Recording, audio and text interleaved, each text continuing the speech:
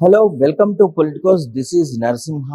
అభివృద్ధి చెందుతున్న సమాజంలో దారిద్ర్య రేఖకు దిగువగా జీవిస్తున్నాం. కూడు గూడు గుడ్డ కోసం మేము పడని వేదన లేదు, తిరగని ఆఫీస్ లేదని చెప్పేసి కూడా వారు ఎంతో ఆవేదన వ్యక్తం చేస్తున్నారు. ఎందుకంటే కన్నీటి కడలిలో మా కష్టాలు అన్ని ఇన్ని కావు, మమ్మల్ని పట్టించుకునే నాదుడే లేడు. గత ప్రభుత్వం పూర్తిగా మమ్మల్ని నిర్లక్ష్యం చేసింది. తర్వాత ఓటేసి గెలిపించుకున్నటువంటి రేవంత్ రెడ్డి మీదనే మేము ఆశలు పెట్టుకున్నాము. ఆయనే మాకు అన్ని విధాలుగా సహకరించాలి, ఎందుకంటే కాంగ్రెస్ ని నమ్ముకొని మేము బతుకుతున్నాము కనుక ఖచ్చితంగా మమ్మల్ని ఆదుకోవాలని చెప్పేసి కూడా వారు ఆవేదన చెందుతూ ఈరోజు మంత్రి సీతక్కకి గాంధీ భవన్ వేదికగా జరిగినటువంటి ప్రజా దర్బార్లో వారి వినతి పత్రాలను అందించారు. మరి కాంగ్రెస్ ప్రభుత్వానికి వారు ఏం వేడుకుంటున్నారు, ఏం కావాలని కోరుకుంటున్నారు, ఇలాంటి అనేక అంశాలను వారితో మాట్లాడి తెలుసుకునేటువంటి ప్రయత్నం చేద్దాం. అమ్మా నమస్తే. అమ్మా నమస్తే సార్. ఎక్కడి నుంచి వచ్చారమ్మా? చెంగిచెర్ల, బోడుపల్లి దగ్గర చెంగిచెర్ల. పేరమ్మా? కృష్ణప్రియ. ఏంటి ప్రాబ్లం ఏంటి అసలు? హ్యాండిక్యాప్డ్ అండి. వికలాంగుల పెన్షన్ కోసం అంటే మా ఇంట్లో ఉన్నప్పుడు మా వాళ్ళు నాకు ఆధార్ సదరం ఏర్పాటు చేయలేదు. నేను బయటకు వచ్చి 7 అవుతుంది. సొంతంగా ఇప్పుడు ఆటోలు వెళ్ళి ఆధార్ సదరం అన్ని ఇన్కమ్ అన్ని ఏర్పాటు చేసుకున్నప్పుడు కొంచెం లేట్ అయితే వస్తుంది. ఒక 4-5 ఏళ్ల నుంచి నాకు సదరం ఏర్పడింది. కానీ అప్పటి నుంచి తిరుగుతా ఉన్నాను. మున్సిపల్ ఆఫీసు అక్కడక్కడ తిరుగుతా ఉన్నాను. అని స్లాట్ లేదు అంటున్నారు. అంటే గవర్నమెంట్ మేము పంపించాలన్నా కూడా, అంటే అక్కడ ఉండే వాళ్ళకి తెలుస్తుంది కదా మా పరిస్థితి, లోకల్ వాళ్ళకి మేము పంపించినా కూడా స్లాట్ లేదు అంటున్నారు. అందుకని డైరెక్ట్ గా ఇక్కడ ఇంతకు ముందు కూడా సచివాలయం అయితే అప్పుడు సీతక్క గారు లేరు, మరి మిగతా వాళ్ళు చూశారు. సీతక్క గారిని చూస్తేనే పని అవుతుందని అందరూ అనటం వల్ల ఒకసారి చూద్దామని ఇప్పుడు నాకు తెలిసిన అంకుల్ ఒకరు ఫోన్ చేసి చెప్పారు. మార్నింగ్ వెళ్తే రానిస్తారా రానివ్వరని భయపడి, అంటే ముందు భయం ఉంటుంది కదా గాంధీ భవన్ అంటే ఎట్లా చూస్తారని. కానీ ఇక్కడ అందరూ మంచిగా, అంటే వర్కర్స్ కావచ్చు అందరూ మంచిగా తీసుకొచ్చి డైరెక్ట్ గా సీతక్క గారి దగ్గర అడ్రస్ ఇక్కడ రావాలని చూపించి తీసుకొచ్చి అందరూ మంచిగా మాట్లాడారు. తర్వాత లాస్ట్ లో వెయిట్ చేయమని పిఏ గారిని కూడా పిలిచి, సీతక్క మినిస్టర్ గారు పిఏ గారు కూడా వచ్చి మా దగ్గర డాక్యుమెంట్స్ అన్ని తీసుకొని పెన్షన్ ఇచ్చే సెక్షన్ ఆఫీసర్ తో డైరెక్ట్ గా మాట్లాడి వాట్సాప్ పెట్టి పెన్షన్ వచ్చాక చూస్తాం ఎట్లయినా మార్చి ఏప్రిల్ కల్లా అన్నారు. సీతక్కతో మాట్లాడారు, ఎలా అనిపించింది? చాలా మంచిగా ఉందని. అయితే ఇప్పుడు సీతక్క గారు మినిస్టర్ అయ్యారు. నాకు మొదటి నుంచి సీతక్క గారు అంటే చాలా అభిమానం. అంత ఎమ్మెల్యేగా ఉన్నప్పటి నుంచి ముందు నుంచి కూడా నాది ఫేస్బుక్ ప్రొఫైల్ ఫోటోలో కూడా మేడం గారి ఫోటోనే ఉంటుంది. అట్లా బండి మీద వెళ్తూ అందరికి అప్పుడు గ్రోసరీస్ అవి పెంచారు కదా, ఆ ఫోటోనే పెట్టారు. అప్పటి నుంచి అట్లాగే ఉంది. సీతక్క అంటే నాకు ముందు నుంచి అభిమానం ఉంటుంది. పెన్షన్ ఈ సమస్య లేకుండా మన వ్యక్తిగతంగా కొంత నచ్చుతారు కదా, అట్లా సీతక్క గారు అంటే నాకు చాలా అభిమానం. ఆమెను చూడటం చాలా సంతోషంగా ఉంది. ఆఫీస్కి వెళ్ళి మంచిగా చూస్తే, డైరెక్ట్ గా ఆమెను చూస్తే ఇంకా బాగుంటుంది. అంటే ఇప్పుడు అందరి మధ్యన చూసాం కదా, అట్లా అనిపిస్తుంది. సో డిజబుల్ తో ఉన్నారు ఇద్దరు భార్య భర్తలు కూడా, ఏది పని చేయలేనటువంటి పరిస్థితి. ఎట్లా గడుస్తూ వచ్చింది ఇంతకాలం ఆర్థికంగా ఇంట్లో? నేను టైప్ చేస్తుంటాను అనమాట, ఒక చేత్తోనే చేస్తుంటాను. అది కూడా ఇప్పుడు కవులు రచయితలు ఉంటారు కదా, నేను ఇట్లా టైప్ చేస్తానని చెప్పేసి నా నెంబర్ ఇచ్చేసి ఫేస్బుక్ లో పెడుతుంటాను. తెలిసిన వాళ్ళు ఫార్వర్డ్ చేస్తుంటాను. ఇప్పుడు మీకు చెప్తే మీరు ఇంకొకరు రైటర్ ఉన్నారని చెప్తుంటారు కదా, అట్లా ఒకరి నుంచి ఒకరికి ఫార్వర్డ్ అయ్యి రైటర్స్ దగ్గర నేను ఎవరైనా చూసి వర్క్ ఇద్దామంటే టైప్ చేసి ఇస్తుంటాను అనమాట. తెలుగు ఇంగ్లీషు మంచిగా టైప్ చేస్తుంటాను. ఇప్పుడు మేడం గారికి ఇచ్చిన అప్లికేషన్ కూడా నేను మంత్రి సీతక్క గారికి, వారి ఆఫీస్ ఉద్యోగులకి నమస్కారం అంటే మొత్తం అంతా పేపర్ అంతా నేనే రాశాను. అంటే టైప్ చేసి చేత్తో టైప్ చేసి నా హ్యాండిక్యాప్ వాకర్ పట్టిన ఫోటో అన్ని ఇన్సర్ట్ చేసి నేనే తయారు చేశాను అనమాట. డిటిపి వర్క్ ద్వారా చేస్తున్నాను. అది కూడా వర్క్ సరిపోవట్లేదండి, ఎందుకంటే ఒక చేతితో టైప్ చేయాలి, మళ్ళీ కుకింగ్ చేసుకోవాలి, ఇంట్లో పని అంత ఎక్కువ వర్క్ కూడా చేయలేకపోతున్నాను.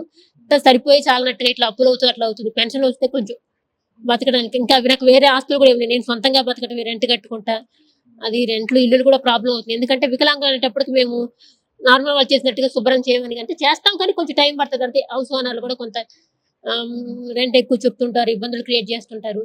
వీటన్నిటి నుంచి కొంచెం పెన్షన్ వస్తే కొంచెం ఆసరాగా ఉంటది. ఒక సొంత ఇల్లు ఏర్పడినా కూడా బాగుంటుంది. కానీ ముందు పెన్షన్, అంటే ఒకేసారి అన్ని అడిగినా కూడా అందరూ ఇస్తున్నారు కానీ చెప్పి మరీ ఎక్కువ ఇబ్బంది పెట్టకూడదు. ముందు పెన్షన్ గురించి మేడం గారిని అడిగాను. గత 10 ఏళ్లుగా బిఆర్ఎస్ ప్రభుత్వం పరిపాలన సాగించింది. అంటే అప్పుడు డబుల్ బెడ్రూమ్ ఇల్లు కానీ ఇవన్నీ ప్రభుత్వ పథకాలు, రేషన్ కార్డులు కూడా లేనట్టుగా తెలుస్తుంది. అవన్నీ అప్లై చేసుకోలేదా? ఇప్పుడు మేము ఎవరిని అడుగుతాం, దగ్గరలో మీ సేవ అని అడుగుతాం. వాళ్ళు మాకు తెలియదు అంటే మున్సిపల్ ఆఫీసు, పంచాయతీ ఆఫీస్ ఈ చుట్టూ తిరుగుతాం కదా, ఎవరంటే ఒకే ఆన్సర్, స్లాట్ లేదు పైనుంచి మినిస్టర్ లెవెల్ లో స్లాట్ ఆపేశారు. సో అలా చెప్పి మీకు ఇప్పటి వరకు కూడా ప్రభుత్వ పథకాలు అందలేదు. నేను మీకు కావాలంటే నా పేరు కృష్ణప్రియ, మీరు చూడండి. ఇప్పుడు గవర్నమెంట్ వాళ్ళకి తెలుస్తుంది కదా నా పేరు, నేను ఏమైనా పొందాను, వాళ్ళ దగ్గర అన్ని లెక్కలు ఉంటాయి కదా. నేను గవర్నమెంట్ నుంచి పైసా పొందింది అయితే నాకు బయట వాళ్ళు ఎవరైనా కొంచెం చూసి ఇట్లా హెల్ప్ చేయాలంటే హెల్ప్ చేయటమే తప్ప నాకు గవర్నమెంట్ నుంచి ఇంతవరకు నేను ఏమీ పొందలేదు. ఇదే ఫస్ట్ టైం పొందడం అవుతుంది. ఇంకా అన్నారు ఇస్తా ఉన్నారు కదా, ఒకళ్ళు మార్చి కానీ ఏప్రిల్ నాకు పెన్షన్ వస్తే అదే మొట్టమొదటి నేను ప్రభుత్వం నుంచి నేను పుట్టాక సహాయం పొందడం. సో తిరుగుతున్నారు, సొంత డబ్బులు మీకు కష్టపడమే. ఆటో ఛార్జీలు ఎక్కువ అవుతాయండి. తెలుసు కదా ఆటో వాళ్ళు కొంచెం మన ఇలాంటి వాళ్ళు హెల్ప్ చేయడం వలన ఇంతకుముందు ఒక అంకుల్ ఉండి పో అమ్మ మేము ఛార్జీ లేకపోతే మేము ఇస్తాం అన్నట్ల ఛార్జీలకు ఇస్తామని అన్నట్ల తీసుకొచ్చిన ఇక్కడ దాకా. ఎందుకంటే బాగా ఇబ్బంది అవుతుంది, నాకు కూడా ఇబ్బంది అవుతుంది. నాకు కూడా 4,000 పెన్షన్ వస్తుంది కానీ సరిపోవట్లేదు అది. ఎందుకంటే మీరు చూస్తున్నారు కదా సిటీలో ఒక మనిషి బతకడానికి చాలా కష్టపడుతున్నాం. ఇప్పుడు ఆమె ఒక డిటిపి వర్క్ చేస్తే అది కూడా చాలా వస్తుంది అట్లా. మరి ఇంటి కిరాయిలు కానివ్వండి, తిండికి కానీ చాలా ఇబ్బందులు పడుతుంటారు కదా, ఎట్లా మరి? చాలా అయితే ఇంటికి అంటే 7-8,000 ఇట్లనే రెంట్లు తెలియదు ఏమున్నది మీకు, రెంట్లు బాగుంటున్నాయి ఇప్పుడు. చాలా పొద్దు నుంచి పొద్దు నుంచి సాయంత్రం వరకు డబ్బు లేనిది జరగట్లేదు. ఈ ఆటోలకు తిరిగి అప్లికేషన్లకి ఎంత అవుతుందో ఆటోలకే. మరి ఇంకా ఒక మాట మంచి చెప్పాడు, ఎందుకంటే లోకల్ గా ఉద్యోగులు ఎవరు మాలాంటి వాళ్ళ దగ్గర లంచాలు తీసుకోవడం కానీ ఇబ్బంది పెట్టడం కానీ చూడట్లేదు. కానీ స్లాట్ లేదంటున్నారు, కానీ ఆటోలకి తిరిగి ఆటోలకి చాలా అయిపోతుంది. మరి గతంలో అధికారులు కానివ్వండి, నాయకులు కానివ్వండి, ఓట్లు అడగడానికి కూడా వచ్చారు ఎలక్షన్ టైంలో. మరి చెప్పలేదా మా పరిస్థితి ఇట్లుంది, ఎట్లా అడుగుతున్నారు అని? చాలా సార్లు చెప్పినాం, చాలా తిరగని చోటంటూ లేదు. ఇటు పొమ్మంటే అటు పొమ్మంటారు, అటు పొమ్మంటే ఇటు పొమ్మంటారు. లాస్ట్ కత్తే రేషన్ కార్డు కావాలి, రేషన్ కార్డు అయితేనే పెన్షన్ అవుతుంది అని చెప్తున్నారు. గవర్నమెంట్ కొత్తగా రేషన్ కార్డు ఎవరికి ఇవ్వలేదు కదండి. ఇప్పుడు మేము మీ సేవలో సో ఇప్పుడు ఏదైనా కోరుకుంటే రేవంత్ రెడ్డి గారి ప్రభుత్వాన్ని ఏమని అభ్యర్థన చేస్తుంది? పెన్షన్ అదైతే మెయిన్ గా ఇప్పుడు సీతక్క గారు పిఏ గారు కూడా ఇస్తా ఉన్నారు. దాంతో పాటు కుదిరితే కొంత రేషన్ కార్డు, ఒక చిన్న ఇల్లు గ్రౌండ్ ఫ్లోర్ లో ఉండేలాగా మాకు, ఎందుకంటే మాకు అది అవసరం. అంటే టాప్ ఫ్లోర్ ఇస్తే యూజ్ చేసుకోలేం కాబట్టి. Thank you sir. చూసారు కదా, మాకు ఏ పెద్ద ఆశలు లేవు, మమ్మల్ని మీద దయదలిచి మాకు రేషన్ కార్డు ఇవ్వండి, కాస్త చిన్న ఉండడానికి ఒక గ్రౌండ్ ఫ్లోర్ లో మేము వికలాంగులుగా ఉన్నాం కాబట్టి మా మీద దయదలిచి చిన్న ఒక రూమ్ ఇవ్వండి. గతంలో కూడా గ్రామ సభలో కూడా అప్లై చేసుకున్నాము. మరి మాకు గత ప్రభుత్వాలు మమ్మల్ని పట్టించుకుంది లేదు.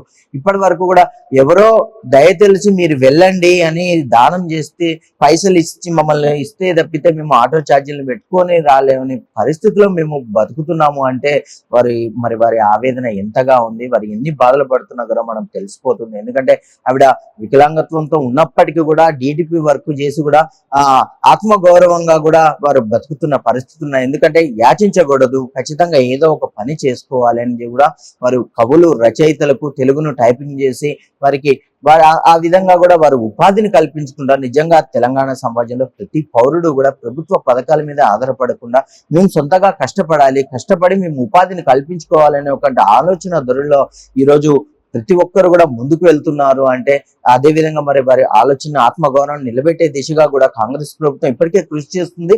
ఇక ముందు కూడా అధికారులు కూడా ఇలాంటి వారిని దగ్గర తీసుకొని వారి సమస్యలను పరిష్కరించే విధంగా ఖచ్చితంగా ప్రభుత్వాల దృష్టికి తీసుకెళ్లి ఇలాంటి సమస్యలను పరిష్కరించాలని వారి ద్వారా మనం పొలిటికల్ టీం కూడా కోరుకుంటుంది. ఎందుకంటే ప్రతి ఒక్కరు కూడా డైరెక్ట్ అధికారుల దగ్గరికి వెళ్ళలేరు, నాయకుల్ని కలవలేరు కనుక ఖచ్చితంగా ప్రజాప్రభుత్వమే ప్రజల దగ్గరికి వెళ్తున్న నేపథ్యంలో ఖచ్చితంగా ఇలాంటి వారి సమస్యలు పరిష్కరించబడేలా కూడా కృషి చేయాలని చెప్పేసి పొలిటికల్ టీం ఖచ్చితంగా కోరుకుంటుంది. ఇది ఇప్పటి వరకు నా అప్డేట్. కెమెరామెన్ జైతో Narasimha reporting from Gandhi Bhavan, Hyderabad. Please subscribe to the channel and download the Politicos app from the links in the description.